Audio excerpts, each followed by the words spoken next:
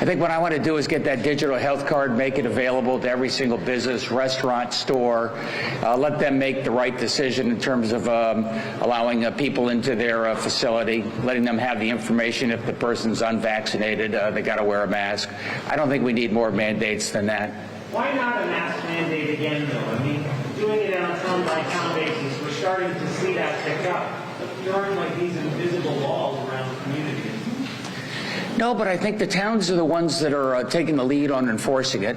I think the store and restaurant owners are the ones who know how to enforce it, the best way to do it. I'm giving them all the tools they need once we get the digital card available, which Josh tells me is, before the end of this year. Are you also worried about hospital capacity at all? Where do we stand on that? We're seeing in other states that they're bringing the National Guard into the hospital setting. Yeah, we're following that carefully. I mean, I was frankly a little surprised we went from 200 to 550 just in the last few weeks. That said, we were well over 2,000 back during the worst days of COVID. So we do have good capacity at our hospitals, continue to maintain, the elective surgeries. But you remember a year and a half ago, we had to throttle some of those elective surgeries back. That's what I really want to avoid. Not yet on the National Guard? Not yet on the National Guard. Nobody's asked me for that. What are the COVID rates like today? I think we're like 6.1%, if memory serves. So I'd like to think we're flattening out in the low sixes, which is a lot more than we were a few months ago. Overall, there's plenty of capacity in the hospitals. Are there any outliers, any individual hospital that is in more dire shape than the others? I'd have to ask Josh that. I've heard somewhere in the greater New Haven area they may be approaching more capacity, but I think we're in good shape right now. Believe me, we're in constant contact with the hospital CEOs. They would be the first ones to hear if they had any issues. But no suspensions in elective surgery or anything? No, nope. There's been some DOT numbers in recent days about a lot of speeders out there on the highway. You're very familiar with that. Do you think that there is not enough enforcement out there, or what is your views on that? A lot of people speeding, that's a well-known fact, I guess. I think it's a well-known fact.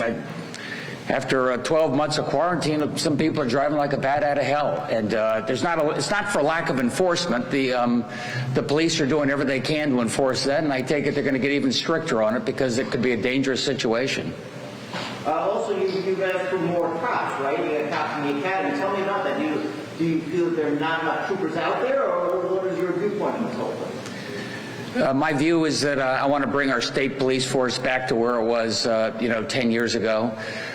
We've obviously slipped over the last decade, so we've added additional classes of state police every year I've been here. The number of state police is growing, but Chris, we have also retirements coming up over the next 6 months, so I got to watch that very carefully. Okay, you don't feel, obviously the cops said at the beginning of COVID, correct me if I'm wrong, at the beginning of COVID they said, well, we don't even know if we're going to be, contagious, et cetera, with the drivers. Was there a pullback in your mind, a pullback at the start of COVID? There was certainly no formal pullback. Maybe people felt a little more cautious about, stopping people during the worst of COVID, trying to avoid face-to-face encounters, but I haven't heard that. Okay. And also any impact of the police accountability law, or do you feel that's not any impact, in other words, with police morale, all that kind of thing? I don't think so. I mean, we've got a good flow of folks that want to be state police. I know that. And I think all across sectors of our economy, people are still having a hard time recruiting. Back to your digital health card or vaccine passport, whatever you want to call it.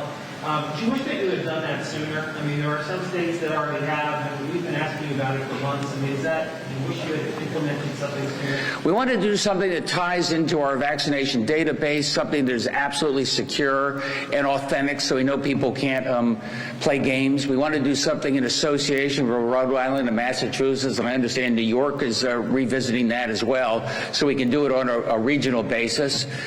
Do I wish we had it 5 months ago? Sure, but we're going to have it. You've avoided calling it passport. Yes. How should we describe it then? Is your view? I call it a digital health card, and here's the reason. It's semantic, I got to admit it, but passport, everybody says, oh my God, another mandate, you're going to make me do this, and I'm trying to avoid that. I'm trying to say, here is one more tool the businesses can use to keep their customers and employees safe. Governor, when do you expect to be in place, and what's taking so long? Is it a technological issue? I think they had a false start testing it in one of the neighboring states.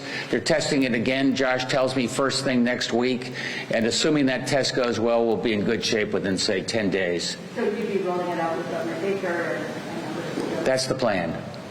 Do you think that the access points to the vaccine are there in the same way they were during the first series of shots? We saw the mass vaccine sites, those kind of went away. I know DPH is doing a lot of pop-up clinics, but do you think the access is there? I do, although I know there's some slow appointments at CVS and Walgreens. That said, remember, you can get vaccinations at hundreds of other locations around the state. You go to the DPH website. We're setting up pop-up vaccination clinics. Griffin Hospital is doing that in dozens of places. No appointment necessary. No questions asked. Go get the vaccine. Your point is well taken, though. I think we got to make it easier and easier for people to do. On the health card, the passport, or whatever you want to call it, some people have reacted to privacy concerns on it. How do you react to that sort of that comment? That's one reason we want to do it this way. It's absolutely, totally secure. You voluntarily get the digital health card, and stores voluntarily use it as they see fit. So I think we've answered that question. Thanks, everybody.